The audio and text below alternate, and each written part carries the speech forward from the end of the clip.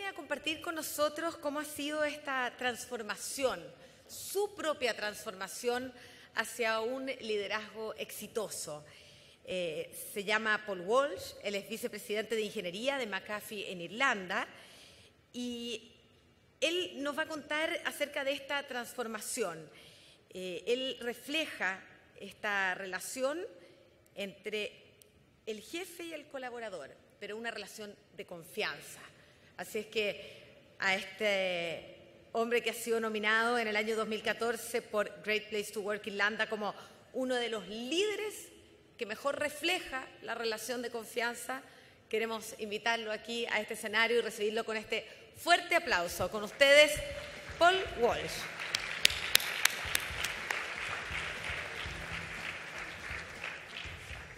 Welcome. Thank you for being with us.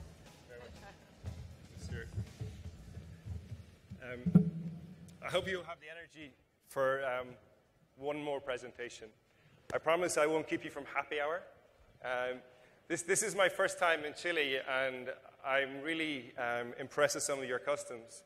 I think in the last 24 hours, I've kissed more beautiful women than I have in the last 24 months. So I'm really enjoying myself. And I'm not the first Irishman to visit Chile. Back in the kind of 19th century, there were many, the O'Higginses, the McKennas, the Lynches, all great leaders. And after spending some time exploring your city yesterday, I understand why they all stayed. So I'm going to talk a little bit about, oh, the clicker. Okay. A voyage. And I hope throughout this presentation you learn a little bit about leadership. I'm going to share my experiences.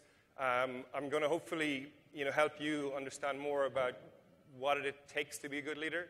And then maybe you can go and influence the leaders in your organization. Because I think there's a bunch of standard things that leaders need to consider to be successful.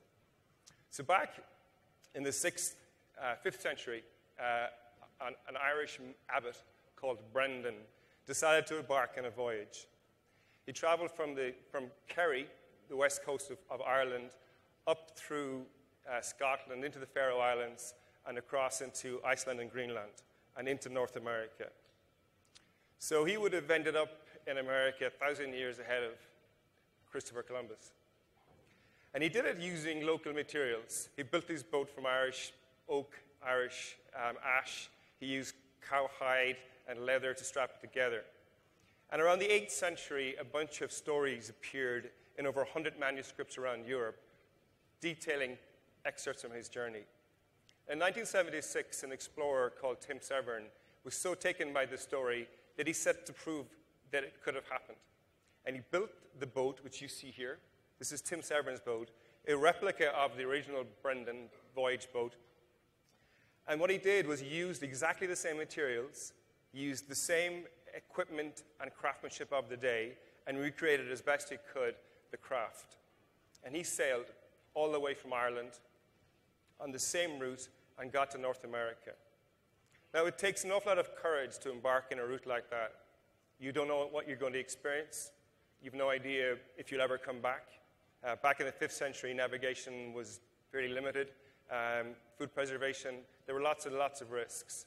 And I think everything you do today is some sort of a journey. My journey to this conference was a pretty straightforward one. A couple of flights, and I was here within a day. So the things that I want to focus on today are trust and success, and direction and vision. But before I start, I will just give you a little bit of background on myself. I started my career working for IBM. I then worked for Microsoft. And then more recently, I went working for a company called McAfee. I went back to my hometown of Cork in Ireland, and I set up McAfee's European headquarters. 4 years ago, McAfee was acquired by Intel. McAfee was a $2.5 billion company at the time. Intel paid $8 billion for the company, and now I work for Intel. So we're rebranding McAfee as Intel Security. So I'm undergoing a bit of change right now, coming from, I don't think a $2.5 billion company is a small company, but Intel, by way of scale, is enormous. Intel does about $1 billion of revenue a week. and it earns $1 billion profit a month. So that's quite a shift for me.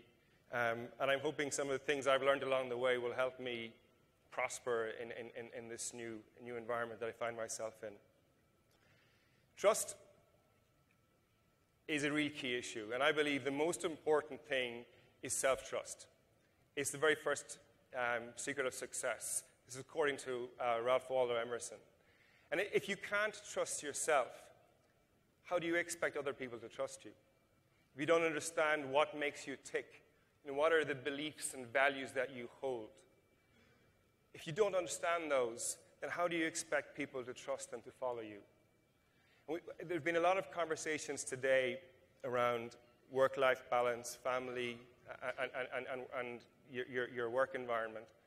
And I think it's important that you carry the same beliefs from your home environment to your work environment. There are a lot of studies and information right now talking in detail about this. But when you understand what your core values are, there's no reason why they shouldn't be the same. You shouldn't turn for work and be a completely different person. You should be the same person. You should be consistent. People should know what you stand for. And if you know who you are, you will automatically protect authenticity. And that's absolutely critical for leaders today. If you look around the world and you think about who you think the great leaders are, and there have been some photographs earlier today of great leaders, all of these guys had authenticity.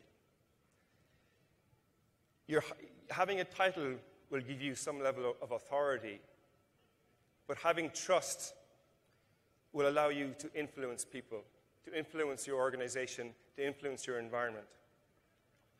So I believe that leaders lead with energy, that they have to be tuned in, have a positive attitude towards the challenge that they're trying to manage. I think that they have to have the right attitude. And attitude is a choice. When you turn up for work in the morning, you can decide to bring the right attitude with you. If you have issues at home, you can leave them at home and turn up for work ready to do the job that you have to do. And the people around you will feed off that energy, that feed off that positive attitude. But if you choose to turn up and you're carrying problems with you, then that becomes a problem for your leadership, for people's ability to trust you, and for your ability to get tasks done. And similarly, if you go home with a whole pile of problems, you're going to create a whole load of issues for yourself at home. So choosing the attitude you bring to any environment is a choice you absolutely have. And I think it's important that one considers that. And this last saying is the only easy day was yesterday. It's a military saying. And I kind of think about it a lot, because if I felt that yesterday was the toughest day I ever was going to put down, and every other day was going to be easy, I'm not sure I'd turn up. We expect that we progress and we change and we build our trust. We understand ourselves and we understand our people and our environment in a better way. I was thinking about, trust, and we've talked, and I've heard a lot of people talk about it today, but I haven't seen anyone put a definition up there. So I've been searching for a good definition for quite some time. And I think there's three things to trust that I think one needs to consider. First is risk. If you trust somebody, you are taking a risk. You have a dependence on them. You have a vulnerability, because you're trusting them to do something that they don't have to do, and you're expecting a positive outcome. So every time you trust somebody, you're vulnerable. And that's what makes it difficult to trust. And you need to be consistent in how you behave so that people will trust you in return. So there's lots of examples of this. And the one I always think about is you have the knife thrower. The guy with blindfolded knife thrower, and you have a circular wheel and a lady strapped to the wheel, and it's going around in circles. The knife thrower is blindly throwing knives, and they're getting closer and closer to her head. And you think, it's a perfect example of trust. There's risk there because he might miss, or he might actually hit her and not miss. That she has a dependence on him to be an absolute expert in what he does, to not to hit her, and then there's an expectation of a positive outcome.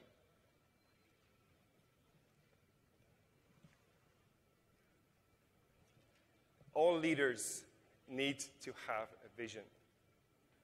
And I think a vision needs to be a big thing. You have to dream big when you have a vision. And there's a parable of the bricklayers. The 3 bricklayers, and they're building a wall. And the first bricklayer is asked, what are you doing? And he said, I'm laying bricks. Second guy is asked the same question. He said, well, I'm providing for my family. I'm trying to earn enough money to feed them. And the third guy says that I have a very strong faith, and my church matters a great deal to me. I'm building a cathedral. So when you think about it, which one of these guys would you like to have on your team?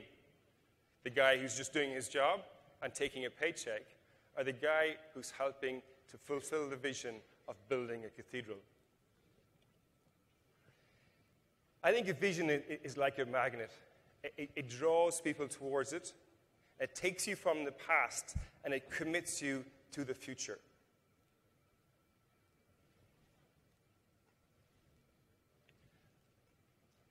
I'm sure many of you have read Alice in Wonderland when you were younger, and I'm sure some of you read it to your children today. I think it's a wonderful book, and I'm a great fan. And there's a piece or a point in the journey where Alice ends up in the forest, and there's 2 paths. She doesn't know which way to go. So the Cheshire Cat is there, and she asks him please to tell her which way she ought to go. And the Cheshire Cat says, it depends a great deal on where you want to get to. And Alice says, I don't much care. Then the Cheshire Cat says, it doesn't really matter which way you go. Because if you keep going, you're going to go somewhere. And I'm sure we're all been in organizations where we have teams who are marching. They're going to get somewhere. It might not be where you want them to get to. It might not be in line with your vision, but they will get there. So setting a direction and being in a position as a leader to influence your organization when they come to a choice. It's a crossroads. It's a fork in the road. They need to know where they're headed so they can make the right decisions along the way. I'm kind of reminded of a story. Paul Otellini was the CEO of Intel up to quite recently. He retired 2 years ago. And I was at a meeting, and he spoke at it, and he talked about, someone asked him, what was the biggest mistake you ever made when you were president or CEO and president of Intel? And he said that throughout his career, he trusted his gut. We talked about it in inner feeling, right? And I think everybody has an instinct. And sometimes if something's instinctively wrong, there are times when you struggle to find the information to prove it, but you know it's wrong. And he said that he got through his entire career by trusting his gut. And Apple came to him. They had a new product. It was a phone. They wanted Intel to provide the processor. He asked his finance guys and his manufacturing people to go away and research this, to figure out, could Intel provide a processor at a price point that would make it profitable for them to do so? They came back and said the numbers didn't add up and it wasn't a good deal. He said, no, go look at it again, and they came back with the same information. So his gut told him this was a good thing to do. This was a good business decision, but the information told him different. So what he did, he said no. Now, Apple went to Samsung. They still today provide the processor for the Apple phones. Apple phone has been a phenomenal success. Intel is still chasing the phone market. It was his biggest mistake, and he did not trust his gut. So there's something there. It might always be tangible, but I think it's important that we pay attention to it. Whenever I start out on a journey where, and my teams are, I have 2 jobs. One is I manage the Intel security site in Ireland. We have 380 people. And in my day job is I'm part of a global engineering organization, and I have teams scattered around the world. So I travel quite a bit. And every time I'm asked to take on a new project or a new organization or a new team, I have to, in my mind, convince myself that I'm going to leave things in better shape than when I started. I need to understand where the team is at today. I need to figure out where I want it to go. And then that becomes my vision. It becomes the direction I set for the organization. So a strong desire to do something and leave it in better position, better place than I started. The other thing I always try to do is I try to hire smarter people than me. Now, luckily for me, that's quite an easy thing to do. But there are many managers I've come across over the years who are afraid of people who they think are smarter, are more qualified, are more skilled, are more trained. And they won't hire them because they feel they pose a threat. That is a huge mistake. Because if you can surround yourself with really, really smart people, you will nearly always be successful. Because they will challenge you. They will build an organization around you that has an increased level of standards. They will be innovative. And they will drive the success of the organization to a level you wouldn't believe. Always want to build something better. And when it comes to a vision, you need to communicate effectively. So clarity is absolutely essential. And there have been many times when I've seen great visions very poorly communicated. And the team just don't get it. A leader has to be crystal clear when it comes to communicating the message down. And what happens in organizations is the first layer of management might get the message, and then their job is to filter it down. But we all know when you take a message and you pass it through several layers, by the time it gets to the bottom layer, it's a completely different message. So I think it's very, very important that people focus in on clarity. I've got some images here of some sports people, and I'm very interested in rugby there. That's Ireland, by the way. We're European champions, which is great for such a small country. And I look at how sports teams develop, and I look at how some of the best teams continue to be at the top. So this picture is of Alex Ferguson, who was a Manchester United coach. Manchester United were probably the most successful team in Britain, one of the biggest teams in the world still today. He managed the team for over 20 years, from success to success. And football teams have a lifespan. A good successful team might survive for maybe 3, 4, even 5 years. To be at the top for 20 years means you have to continuously bring in new players and change things. And I use this as an example when I talk about when to make change, because he makes the change when the team are at their most successful. It's counterintuitive to most people. I see lots of organizations make change when the numbers slide, when revenue falls, when things go bad. It's too late then. You've missed the boat. So great managers and great leaders will take the tough decisions when they're at their most successful. And that's why they continue to be successful. This whole issue of managing and leading, I think people become managers because they're subject matter experts. They're really, really good at what they do. They have tremendous potential, and they fulfill all their objectives. And they continue to manage the team that they might have worked with, using that subject matter experience and getting new skills and managing people along the way. When it comes to leadership, you have to actually think about it. It doesn't come naturally to a lot of people. You have to think about what does it mean, and what do I do have to become a great leader. And one of the things that I believe strongly in is you need to have a lack of personal ambition. Now, that might sound a little strange, but over the years, a lot of people have come to me and said, you know, what do I need to do to get to the next level? What do I need to do to get the promotion that I want, to get to the next grade, to get, an increased salary or a higher bonus? And I say, I think that's the wrong question to be asking. Because your focus should be on your team. To me, the question should be, what do I need to do to make my team more successful? And if that's your approach, then you will be successful, your team will be successful, and the personal ambition is set aside. I've never met a leader who led a really successful organization who didn't learn and grow from that experience and didn't get rewarded. Deepak Chopra says, if you pursue excellence and ignore success, pursue excellence, ignore success, and if you are successful, excellent, you will be successful.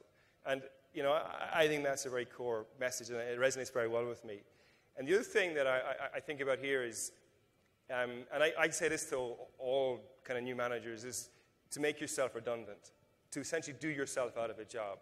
And it scares the hell out of most people when they hear it first time around, because they think if they succeed, you'll be showing them the door and they no longer have a role in your organization.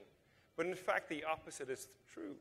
The more they strive to do themselves out of a job, the more they strive to make themselves redundant, the greater their likelihood of being successful. And because they will create opportunities for themselves, they will innovate innovate in a way that they will create new processes, structures, products, because they're always looking to, if that's their goal, they will do fantastic things to achieve it.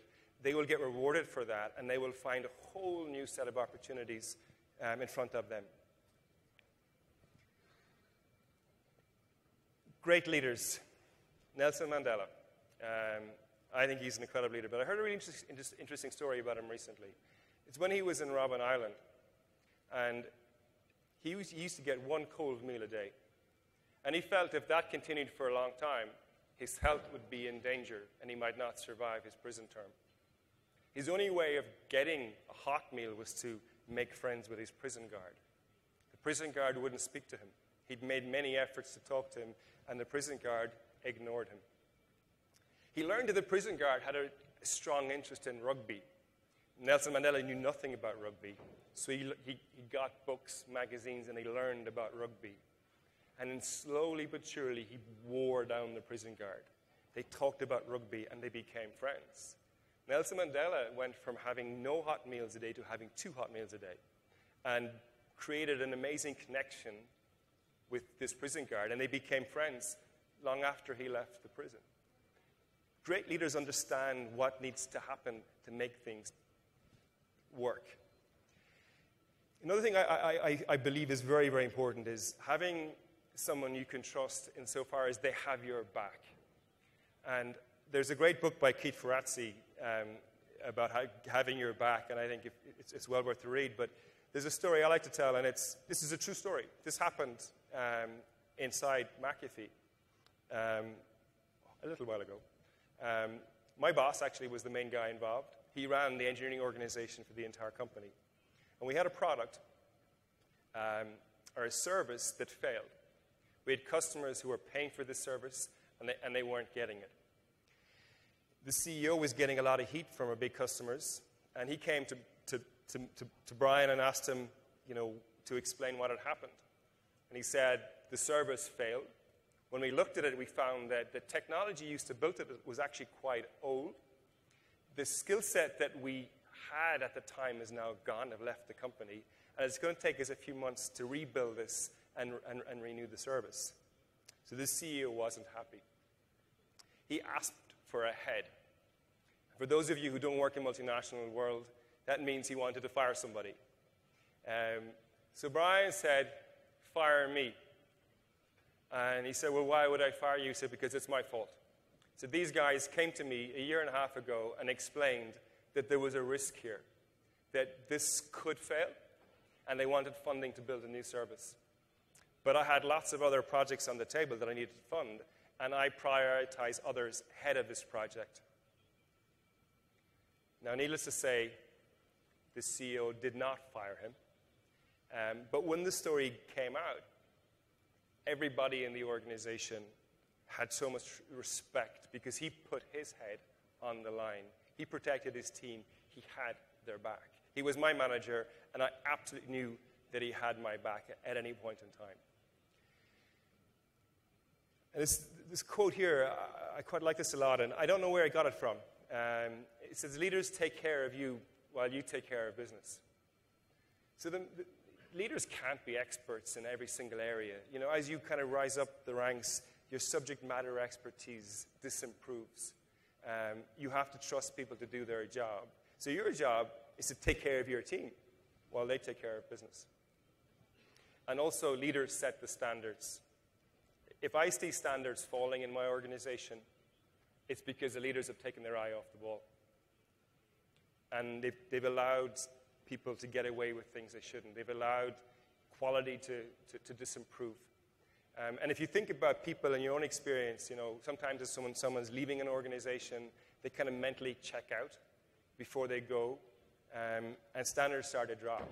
Leaders absolutely 100% withhold and set the standards for any organization.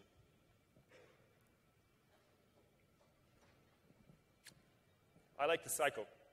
Every year, I have a bunch of friends, and we do, cycling. We go cycling for a few days. This year, we cycled from the northernmost point of Ireland to the southernmost point. Now, it's not as big as Chile, thankfully.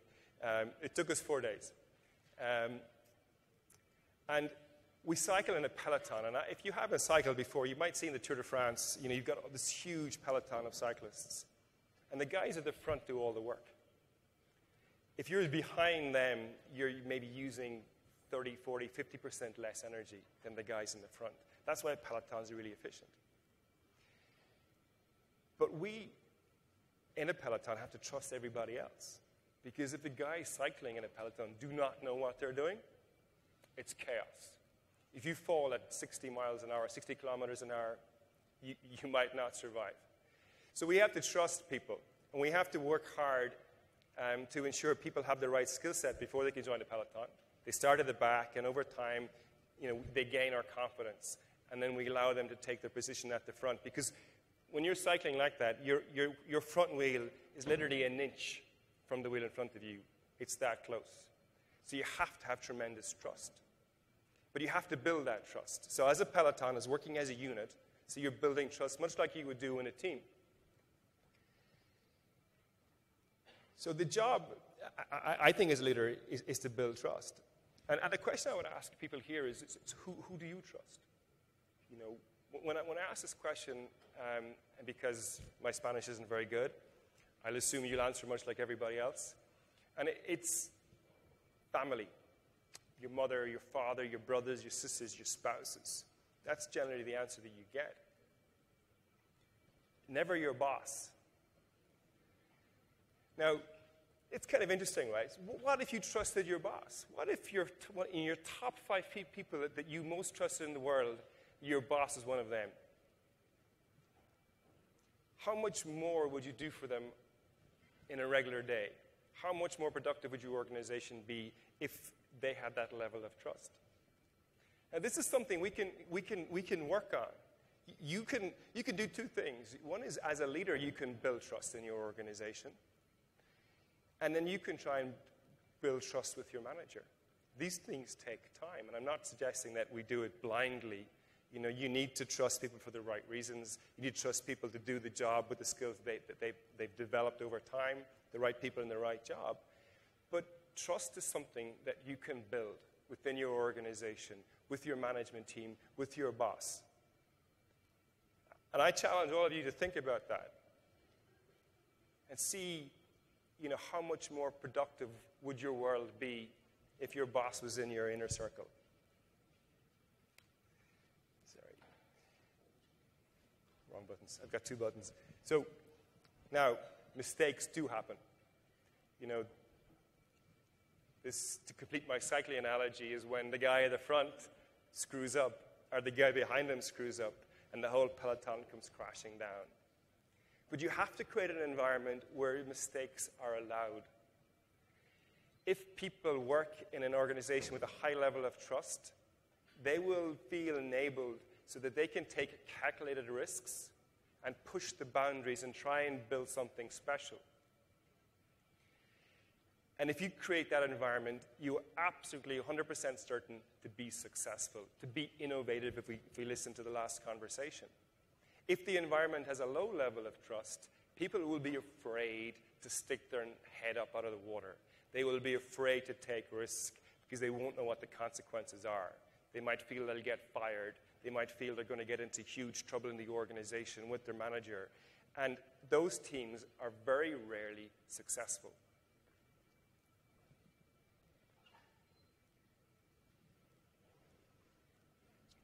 Change was mentioned a couple of times today, and I won't dwell too much on it, only to say that what's got you this far might not be good enough to get you to the next level.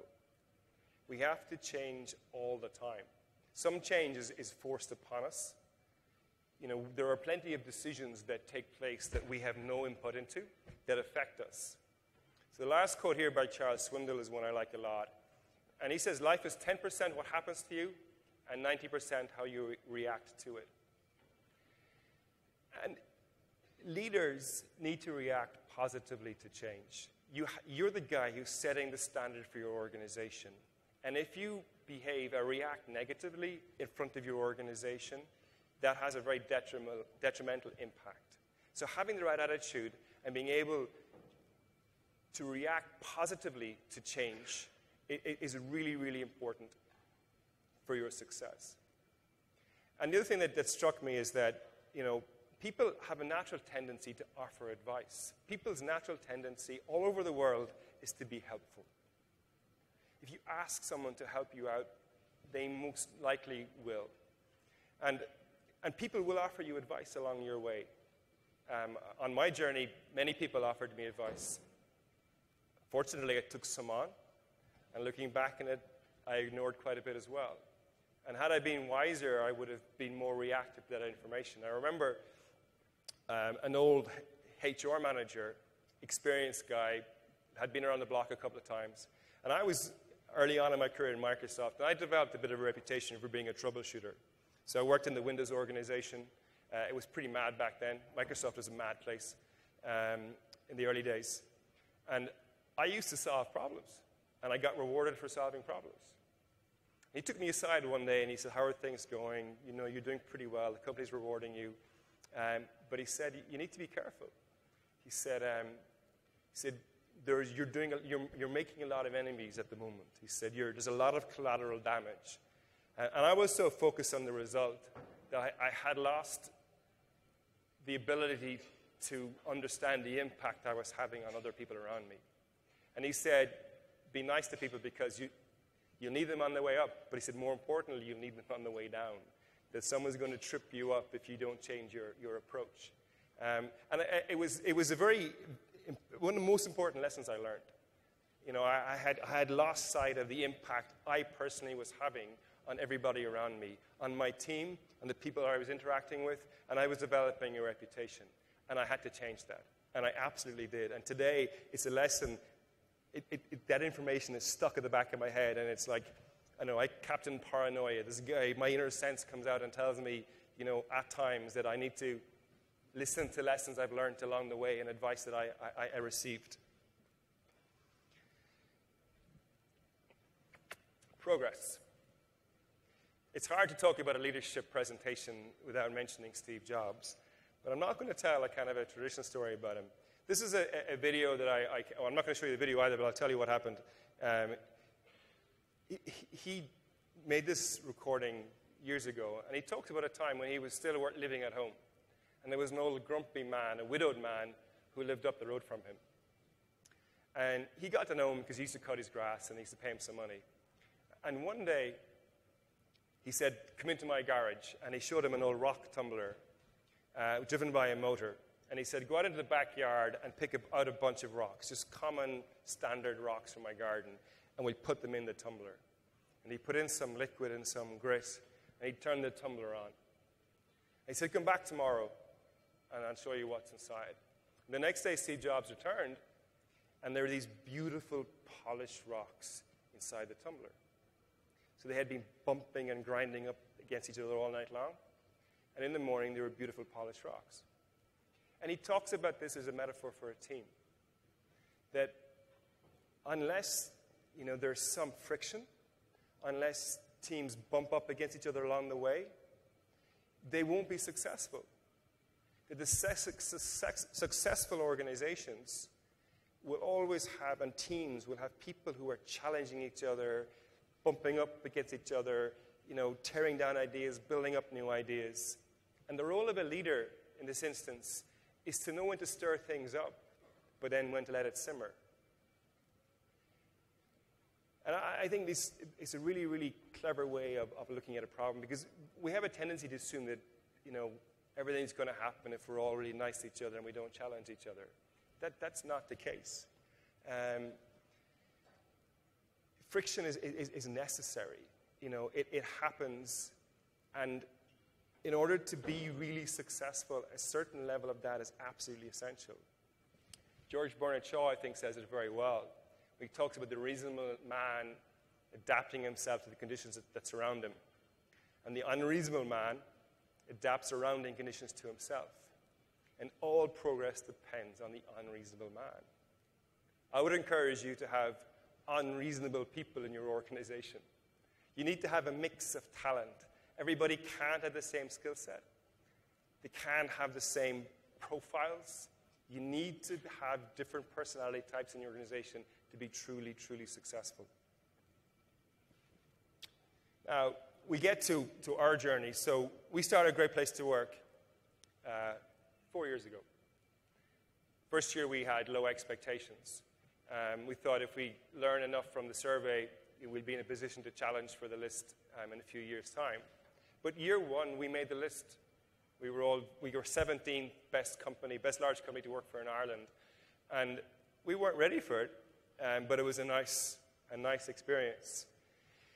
And from that point on, the employees who had been reluctant to engage got behind the program.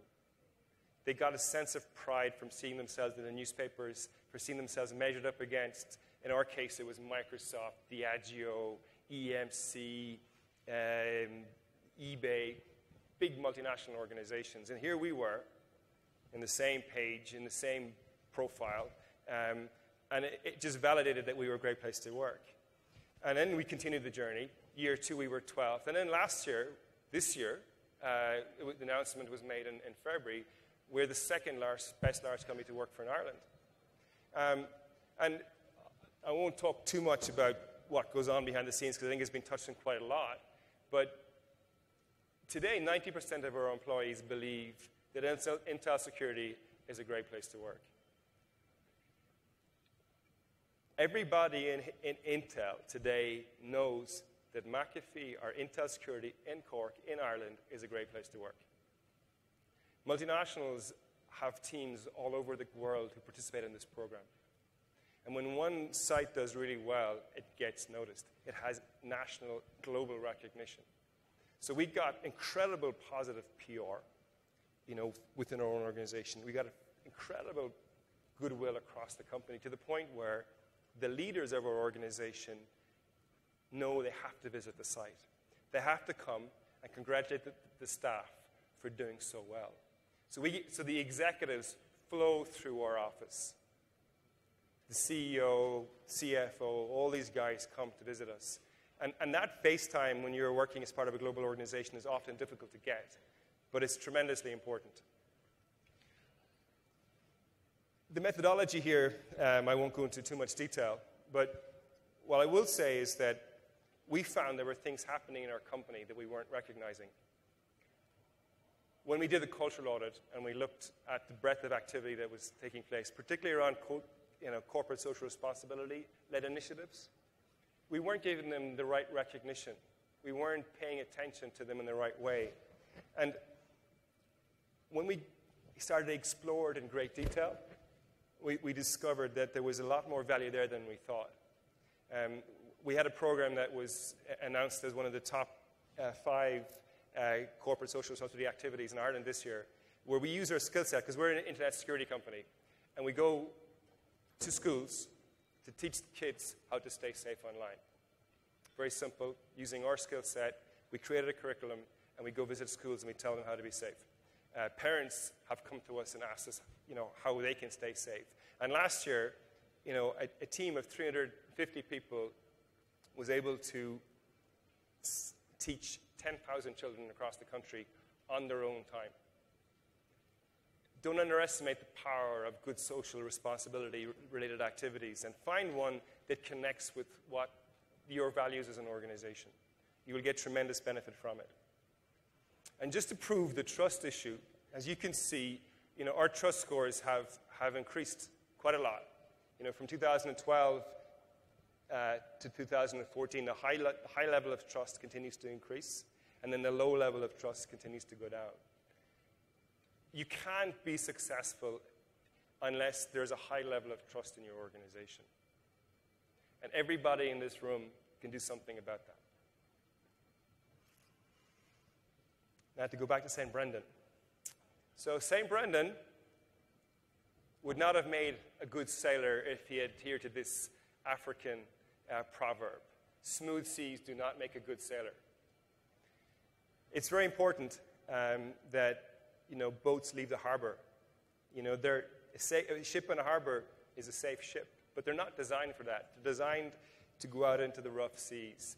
He would never have encountered volcanoes, icebergs, whales, had he stayed inside the harbor in County Kerry. So to go back to Steve Jobs' analogy, if there is no struggle, there is no progress. And what you get by achieving your goals is not as important as what you become by achieving your goals. That experience is transformational. And sometimes you don't realize it, but I think it's important that you pay attention and understand things, though that particular change as it happens. It'll make you a better leader. And 20 years from now, you will be more disappointed by what you have not achieved than by what you have. So cast off your bowlines, leave the safe harbor, catch the trade winds, explore, dream, and discover. Thank you very much.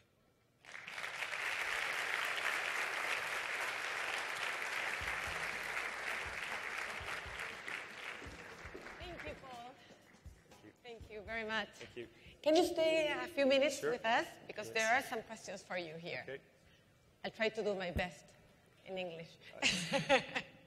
Yo voy a ir traduciendo algunas de las preguntas. Me las mandaron en inglés, muy bien.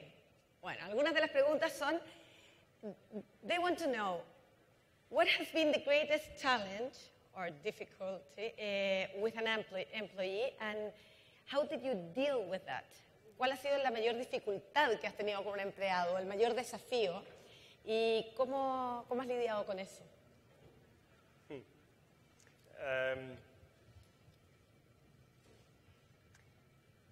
The biggest challenge I had was with an employee who didn't trust me. And he tried to undermine everything I did. And my mistake at the start was not dealing with the situation. He was a very smart guy. He was actually very well-intentioned. But I had upset him. I had inadvertently upset him, and I did not have his trust.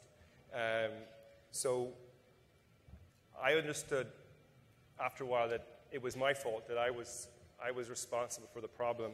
So we sat down and talked about it. And it took a few meetings before we were able to find common ground.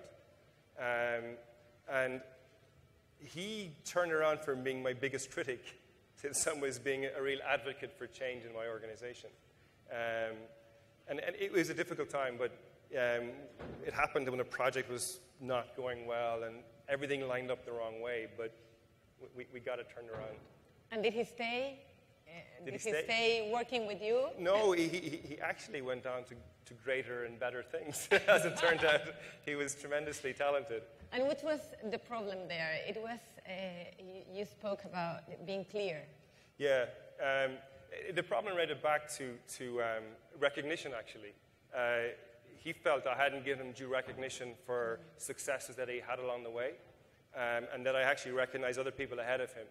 And he felt it was deeply unfair because he had done most of the work, which he had done, but I hadn't known at that time. Another question. Dice, nosotros acá tenemos sindicatos muy potentes en la industria de la minería. ¿Cómo podemos construir confianza con ellos? We have very strong unions in the mining industry here in Chile. How do you think we can build trust with them? So I'm probably not the right guy to ask that question because I have never worked in a company with unions, ever. All my experience has been with multinationals, and in Ireland, very few multinationals are unionized. And I think I've seen companies get into difficulty with unions. And I believe that I don't think a company themselves can take care of it, or industry. I think government has to be a big player in a solution. In Ireland, we've set up independent courts, labour courts, that work with the unions and interface between the unions and the employees, and the unions and the employees and the government. And that's been somewhat successful. But I think there's countries all over the world trying to tackle the union problems, to be honest. Mm-hmm. And you spoke about Alex Ferguson. Sir. Yes. As you can see, I'm Irish. You said maybe his success is because he makes the changes while they are success, in the best moment. As a leader, how do you recognize when you are in a good moment but you have to make changes? Because many leaders think if we are having success this way, maybe we have to stay this way. Yeah. La pregunta es, él decía que Ferguson, el secreto del éxito era haber hecho los cambios justamente cuando estaban en un momento de éxito y así haber mantenido siempre en alto el equipo. Bueno, y la pregunta es cómo los líderes tienen que hacerlo para darse cuenta cuando tienen que hacer un cambio, porque cuando uno está en un momento de éxito, probablemente los líderes quieren seguir por el mismo camino pensando que ese es el camino del éxito. Yeah, so it's not easy. Because when a team is doing well, or an organization is doing well, everybody's getting rewarded, right? And the tendency is to take the easy option and reward everybody in that team, and not necessarily deal with performance. Because in any organization, there's always going to be some element of poor performance. But when a team is succeeding and growing at a tremendous pace, they tend not to look at that very carefully. And also, in my career, I've seen where projects are hot, or a business area is hot, and money is thrown at the problem. And often it's spent poorly, because people are not asking themselves the right questions. They're just caught up in this whirlwind of success, and they're moving around at 100 miles an hour. They don't get a chance to really ask themselves the difficult questions. So trying to replace people in your organization who might have dropped their performance a little bit, bring in new talent, look for more unreasonable men. Rather than having success go on a curve like that, why not take advantage and go like this? And I think that's where leaders like Alex Ferguson, and you see some companies do it. Some companies have a constant policy where they turn over the bottom 5 or 10% of their workforce every single year. And I've been in organizations like that. So they're conscious of it, but it's something that it's hard. It doesn't go down well with people. If you're a company making $1 billion profit a month and you're cutting 20% of your workforce, not that that's happening at Intel, but if you were, there would be a lot of questions asked, right? It doesn't seem like the right thing to do. But yet, Intel and leaders of big organizations are looking 3, 4, 5 years down the road at what's coming next. And the success today probably has a time limit or time span on it.